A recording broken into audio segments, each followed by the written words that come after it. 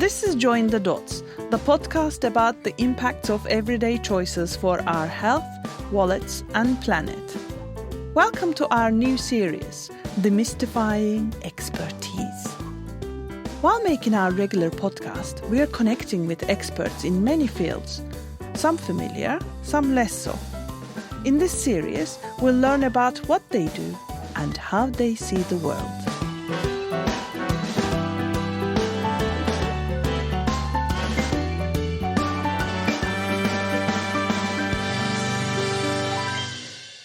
Ece, who are you now and what do you do? I'm the founding director of eftec, Economics for the Environment Consultancy. I'm also a member of the Climate Change Adaptation Committee as an economist, and I'm also the co-host of this podcast. One of the first things that struck me is you have, to my eyes, a large and successful environmental economics consultancy. So could you tell me a little bit about eftec? We are 21 people now. And we are, I think, the first consultancy in the UK that was set up to do just environmental economics. We do a number of services. One of them is valuing the environment in economic terms so that it can have a more visible presence when people making economic decisions. We use that kind of evidence in appraisal of big infrastructure projects or appraisal of policies at the national or local levels. We have more recently started to use economic evidence to do new kind of accounting. We call it natural capital accounting to replicate how financial accounting works with environmental information. So it's not forgotten in some annex, but it actually is considered at the board level of organizations just as financial things are. We also work a lot in the chemicals policy area, both for regulators and industry representation, to contribute to reducing the harmful effects of chemical use on workers, consumers, and the environment. And we, of course, provide support and training across all these areas for our clients. So most of my work is understanding the economic values and using that evidence in appraisal. There are other environmental economists who work on creating policies and incentives to change behavior. And there are, of course, all these macroeconomists that are almost an alien species because environmental economics is part of micro, the small stuff, the firm and individual household, rather than changes at the economy scale. So you said you were the founding director. Did you set it up on your own? Were you completely on your own? And when did you do that? No, I wasn't completely on my own. I think it's one of these necessity is the mother of all inventions. I did a master's in environmental economics at UCL with David Pearce, and he was possibly the most influential environmental economics in his lifetime and since in UK and globally. And he was the course director, and I was in the second year of the course, and I was fascinated by his work. In fact, I read his first book on this called Blueprint for Green Economy. He gave me a copy in summer of 1990 when I visited him. And in 91, I enrolled in his master's. I had absolutely no choice after reading that book. I was going to become an environmental economist. And during the course, when we were talking about dissertation topics, he said, there's this one topic that no one wants to do, but I promise you, whoever volunteers to do this topic, I will be their supervisor. I had no idea what the topic is, but recognized that I wanted to work with David. So I was the first one to raise my hand, and he said, okay, this is your topic. And it was something about whether price changes in the market were good signals of scarcity when you looked at minerals and metals. Anyway, that journey started and I loved working on that. And I started applying for jobs, as you do, before you finish your studies. And I think I got one rejection letter out of several tens of applications. No one wanted environmental economists in consultancies. And maybe because, I have this funny name and probably my English wasn't as good as it is now. I don't know what my cover letter, what state that was in. And I was thinking of going back to Turkey, and my dad said, that's not success, is it? You can't give up that easily. You should set up your own. But you must have a British friend and a partner. And Paul Steele was one of my best friends in the Masters. And he's now the chief economist of the International Institute for Environment and Development. He was like, we can't do this alone. Of course, we couldn't do this alone. I was 22, he was 23, and we had not a single day of work experience between us. So we went to David's at our graduation. Paul literally pushed me one step forward to ask David if he would like the idea of supporting us. I had handwritten what I was going to say to David. And, halfway through the first paragraph, he said, yeah, I've got a project. You can do this after you submit your dissertation. If you do a good job, I'll give you another project. If you don't, goodbye. So we started about 2 weeks after we submitted our dissertations, early August 1992. And we haven't stopped really. For a very long time, we were 3-4 people at most. And in the last 10 years or so, with the help of amazing colleagues, 3 of them are now directors of eftec, that we've come to be this size. I'm just wondering how you supported yourself in that brief period when you were setting up. My dad, really. He had an auction house in Whitechapel. He sold second-hand cars. But he'd also had set up a charity, an environmental one called Green Circle Club. He wanted to replace all the bollards with trees. So he was ahead of his time. He gave us a porta cabin, stationery supplies, and I think £200 to buy some books or something. When were you able, as a consultancy, stand on your own 2 feet? How long did that take? We thought that we'll do this for a year and see what happens. And then someone said to me that you wouldn't know if a company had any long-term future in less than 5 years. And I was like, 5 years? 5 years was such a long time at the time. But I think by year 5, we were getting invited to tenders on our own, and people were saying about eftec, and David Pearce's and Kerry's involvement were very important, that endorsement. And they worked on all our projects in early years, and I still work sometimes with Kerry. And yeah, once you start getting your name around, people started talking about your work, and then it spreads. So at the end of 5 years, it felt like you'd employed a few people, you were being invited to tender, it felt sustainable. And also we had a business model that we don't do everything ourselves. And I think environmental economics is particularly exciting for that. All our projects are multidisciplinary efforts because economists, we're there to introduce frameworks, we're there to help people make decisions, make the pros and cons much more transparent, and ask awkward questions. So our business model has always been a small core team and inviting people from our wider network to set the best team who could tackle that particular question for that particular client. So what does a sort of normal day, what are the things that you get involved in? What do you do? A good chunk of my time these days is really working for my team, making sure that the business systems are in place. Or I'm in this very lucky position of reading everyone else's work and saying, how about this? How about that? That's what you earn with spending lots of years in a field. One of the things I'm really curious about at the moment is how we can make more of the evidence we already have. There's endless calls to produce more evidence to reduce impact on the environment. But how can we get better at communicating that evidence? How can we get better at making the evidence relevant for the people who are having to make the decisions? One of your current roles is you sit on the Adaptation Committee of the Climate Change Committee, and the Climate Change Committee was set up by the Climate Change Act in 2008. A sort of group of experts who can advise the government on what they should be doing and which sectors should be doing what at any one time in order to reach our climate change targets. But can you tell me a bit about what the Adaptation Committee does and whether in your role there you have a bit more power? Yeah, so what you described there is what the Mitigation Committee and Secretariat that supports the committee does. In the adaptation side, we have 2 duties under the Climate Change Act. One is to provide evidence on climate change risks globally and its effects on the UK. And the other one is a scrutiny role. So government publishes national adaptation plans, and every 2 years we write a progress report. We look at whether the government has delivered on its promises. And we make recommendations at the end of that progress report as to what priorities there should be and what actions could be taken. We don't make government decisions. We give the evidence and we make recommendations, but it's up to the government to make the policies and actions.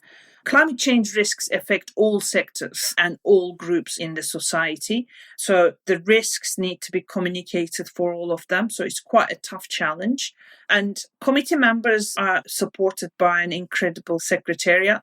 And also the evidence reports, which come out every 5 years, are called Climate Change Risk Assessment. And the third one is going to come out next summer, 2021. They are prepared by an army of experts and they go out for review. Thousands of comments are made. So they're kind of collective work. And the committee with the secretariat prepares a synthesis report of all that evidence, focus on what does this evidence mean when we are thinking about our businesses, our households, our government policy. Am I more influential in that role? Of course, the committee is influential, and its independence is, I think, the most influential element. How did the girl from Turkey end up coming to the UK and setting up your environmental economics consultancy? What have you learned along the way? And if you were starting out again, are there things that would be helpful to know? I studied economics in Istanbul University, and I had a prof. He used to teach public economics, and he was the first person I heard talk about externalities.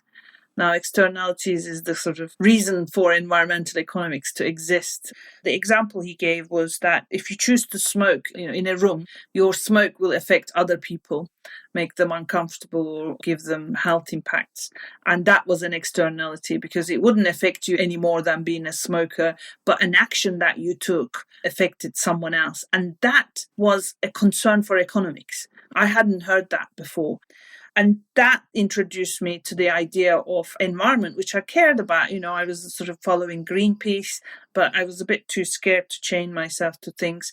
But I thought, well, maybe environment is an economic concern because any economic decision has an impact in the environment, whether you're an individual or a big company. My studying in Turkey was in English because Turkey was very keen on opening to the world and you had to teach people foreign language, a European one at the time. I'm sure in future we'll start learning Chinese as well. And lots of university degrees were actually taught in English. And this was the first year Istanbul University opened economics taught in English. So I'm particularly interested in how you found it as a Turkish woman in London. So language you can improve. Name is always the difficult one. Only last week I had to do a sort of phonetic spelling of my name for a chair, which actually is wonderful because in early days people would be too shy to ask how to say my name. So they would have a go and it wouldn't sound like my name, but I would respond to it anyway. But now actually people are more coming forward. They're asking before they announce my name how to say it, which is lovely. I didn't really think about being an immigrant that much. Maybe I'm just too focused on one thing. I was just trying to be a good environmental economist and really learn. I was always very focused on the next thing to learn because that kept me going and that still keeps me going. Learning something new is what really interests me. I'm sure it set me back in lots of ways, being an immigrant woman, but I didn't focus on those. I tried to focus on the positives. And the advice I would give is to do that more.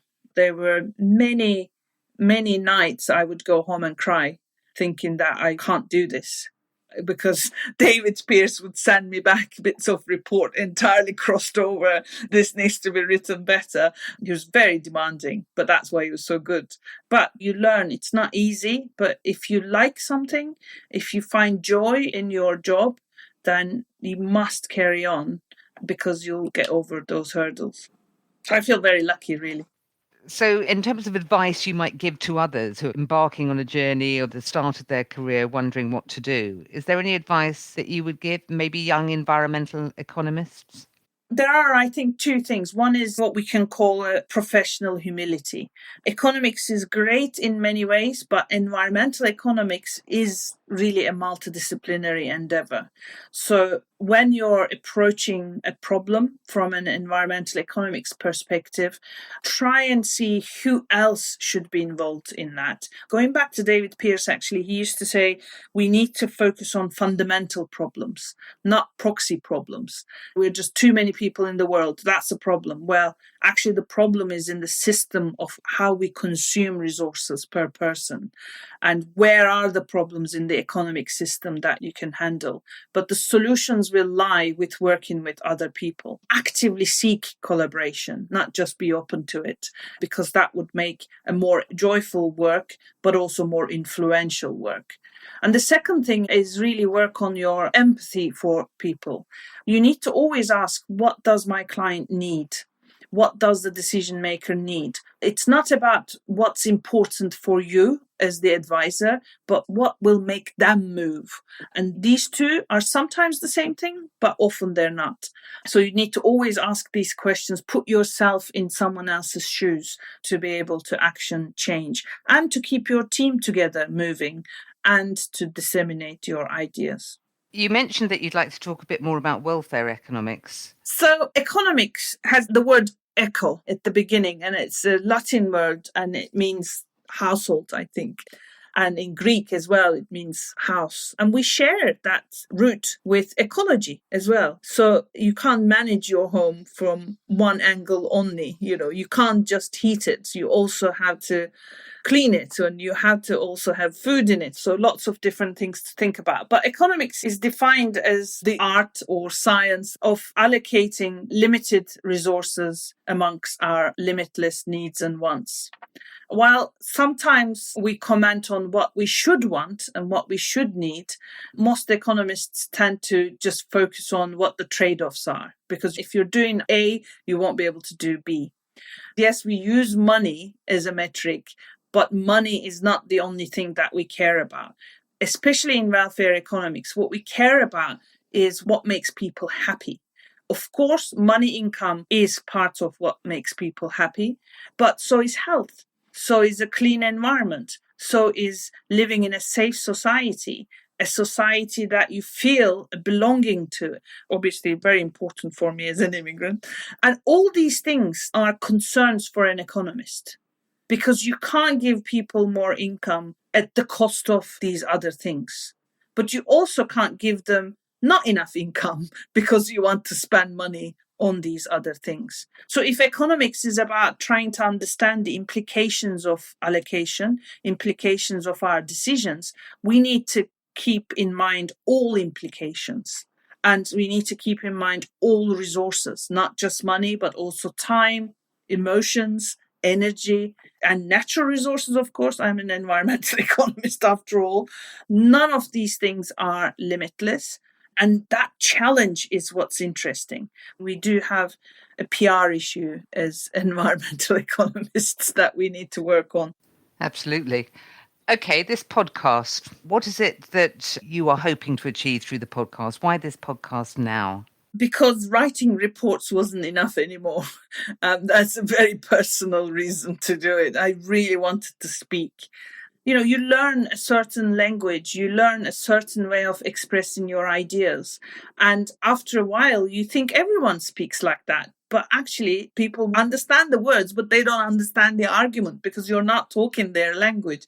So I wanted to challenge that in myself. I could see that lots of the environmental discussions and economic ones was just like, pick the easiest angle to do, pick the easiest criterion to help with the decision. And I couldn't find something that was giving me a more holistic view. How can I approach a problem where I can look at all of its pros and cons and where I can make my decision on what's important for me? Yes, I have to simplify very complex worlds, but I must do that simplification after I understand the complexities.